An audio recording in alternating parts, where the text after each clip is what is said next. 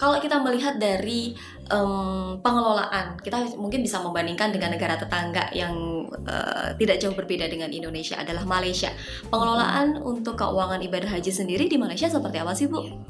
Nah, kalau kita berbicara negara tetangga ya, Malaysia, ini kita harus pahami dulu bahwa pengelolaan haji di Malaysia oleh negara itu sudah dimulai semenjak tahun 1963 ketika Malaysia mendirikan yang namanya Lembaga Tabung Haji. Nah, Lembaga Tabung Haji ini fungsinya adalah mengelola dana haji dan dia investasikan, Mbak, ke dalam berbagai aset. Dia beli tanah dan akomodasi di Saudi. Sehingga ketika misalkan sekarang ada kenaikan harga, jamaah Malaysia itu tidak terlalu merasakan dampak negatif ya, karena propertinya punya pemerintah mereka begitu.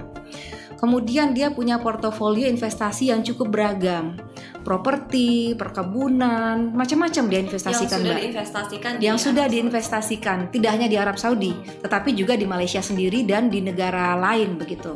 Untuk pembiayaan haji. Betul. Modelnya sebenarnya sama ya, dana haji dikelola oleh lembaga pemerintah, LTH, Lembaga Tabung Haji. Kemudian masyarakatnya membayar setoran awal, nanti mereka akan membayar sisanya dan sebagian dari nilai manfaat. Jadi model bisnisnya sama, cuma memang pengelolaannya lebih awal dibandingkan Indonesia dan lebih baik. Usulan pemerintah Indonesia terkait kenaikan biaya haji 2023 menuai pro dan kontra. Pasalnya, biaya yang dibebankan kepada jemaah naik hampir 2 kali lipat dari sebelumnya, yakni mencapai 69 juta rupiah. Lantas, bagaimana dengan biaya haji di negara tetangga seperti Malaysia? Berikut ulasannya. Pemerintah Malaysia menetapkan biaya haji per jemaah untuk warga negaranya dalam 2 golongan.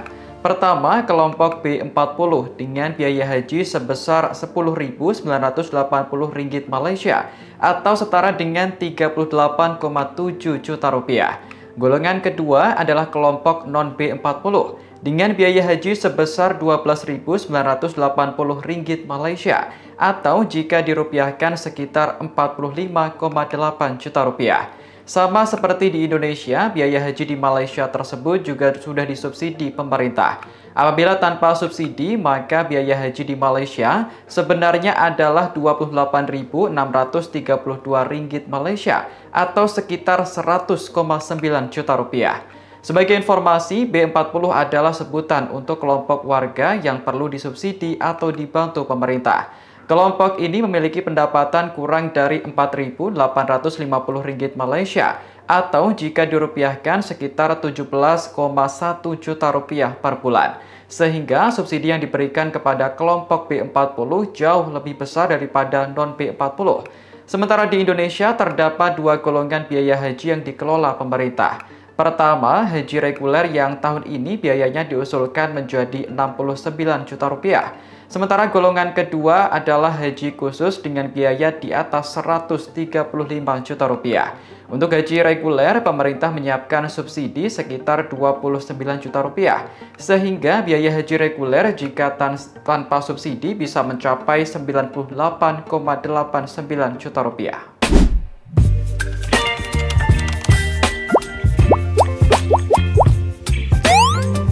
Halo teman-teman semua, selamat datang kembali di channel YouTube saya, Ria Oktorina. Kali ini kita akan membahas topik yang sangat menarik dan penting bagi kita semua, yaitu perbandingan biaya haji antara Indonesia dan Malaysia. Kita tahu, haji merupakan salah satu rukun Islam yang wajib bagi mereka yang mampu. Namun, dalam beberapa tahun terakhir, biaya haji terus meningkat. Dalam video kali ini, kita akan menyoroti bagaimana Indonesia dan Malaysia mengelola dana haji mereka, serta pelajaran yang bisa kita ambil dari cara Malaysia mengelola dana haji dengan lebih efisien. Belum lama ini, pemerintah Indonesia mengusulkan kenaikan biaya haji untuk tahun 2023. Dan hal ini langsung menuai pro dan kontra di kalangan masyarakat. Bagaimana tidak, kenaikan biaya yang diajukan hampir 2 kali lipat dari tahun sebelumnya, sehingga total biaya yang harus ditanggung oleh para calon jamaah haji di Indonesia mencapai sekitar 69 juta rupiah. Kenaikan ini tentunya menimbulkan keresahan, terutama bagi mereka yang sudah menabung bertahun-tahun demi bisa menunaikan ibadah haji. Di sisi lain, Malaysia sebagai negara tetangga yang juga mayoritas penduduknya Muslim, menetapkan biaya haji dengan sistem yang terlihat lebih terstruktur. Di Malaysia, biaya haji dibagi menjadi 2 kategori. Yang pertama adalah kelompok B40, yaitu kelompok masyarakat berpendapatan rendah. Untuk mereka, biaya haji yang harus dibayarkan adalah sekitar Rp10.980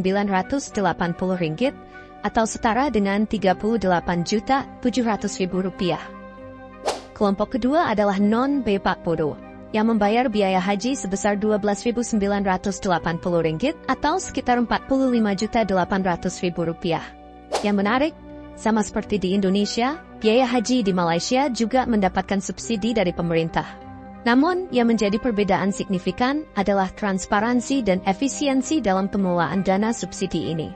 Jika tanpa subsidi, sebenarnya biaya haji di Malaysia bisa mencapai sekitar Rp28.632 atau Rp100.900.000. Ini menunjukkan bahwa pemerintah Malaysia memberikan subsidi yang sangat besar, terutama bagi kelompok P40 yang memang membutuhkan lebih banyak bantuan.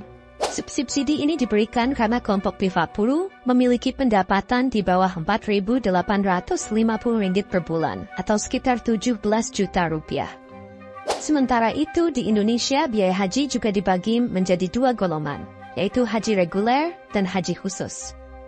Untuk haji reguler, pemerintah mengusulkan biaya sebesar Rp69 juta yang sudah termasuk subsidi sekitar Rp29 juta. Tanpa subsidi, biaya haji reguler di Indonesia sebenarnya bisa mencapai Rp98.890.000. Sementara itu untuk haji khusus, biaya yang dibebankan bisa mencapai lebih dari Rp135 juta. Ini tentu jauh lebih mahal dibandingkan dengan Malaysia. Bahkan jika kita memperhitungkan subsidi yang diberikan oleh pemerintah Indonesia. Melihat perbandingan ini, kita sebagai bangsa Indonesia tentunya harus belajar dari cara Malaysia mengelola dana haji. Pengelolaan yang lebih efisien dan transparan, terutama dalam hal pemberian subsidi bagi mereka yang benar-benar membutuhkan, membuat biaya haji di Malaysia menjadi lebih terjangkau. Pemerintah Indonesia perlu mempertimbangkan untuk melakukan reformasi dalam pengelolaan dana haji, agar tidak terjadi kenaikan biaya yang begitu signifikan.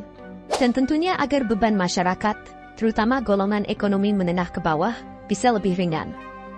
Pelajaran penting yang bisa diambil dari Malaysia adalah pentingnya alokasi subsidi yang tepat sasaran dan pengelolaan keuangan yang lebih terukur. Namun, di tengah perbedaan biaya dan kebijakan ini, penting bagi kita untuk tetap menjaga sikap saling menghargai dan tidak terjebak dalam perdebatan yang tidak produktif.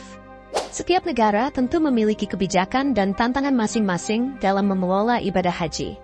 Namun yang perlu kita ingat adalah bahwa tujuan dari ibadah haji ini adalah untuk mendekatkan diri kepada Allah SWT. Oleh karena itu, daripada saling ribut soal perbandingan biaya atau kebijakan antar negara, lebih baik kita fokus pada bagaimana memperbaiki sistem di negara kita, sembari terus mendukung mereka yang membutuhkan, agar bisa menunaikan ibadah haji dengan lebih mudah. Itulah tadi ulasan lengkap mengenai perbandingan biaya haji antara Indonesia dan Malaysia, serta pelajaran penting yang bisa kita ambil dari pengelolaan dana haji di negeri jiran tersebut. Semoga pembahasan ini bermanfaat bagi kita semua, dan jangan lupa untuk terus menjaga sikap saling menghormati dalam setiap perbedaan. Terima kasih sudah menonton, jangan lupa untuk like, subscribe, dan share video ini agar semakin banyak yang mendapatkan informasi yang bermanfaat. Sampai jumpa di video selanjutnya. Baby, you give me ice and fire. You're giving me wind and rain. You're some kind of butterfly. Baby, you give me midnight. You whip up my appetite.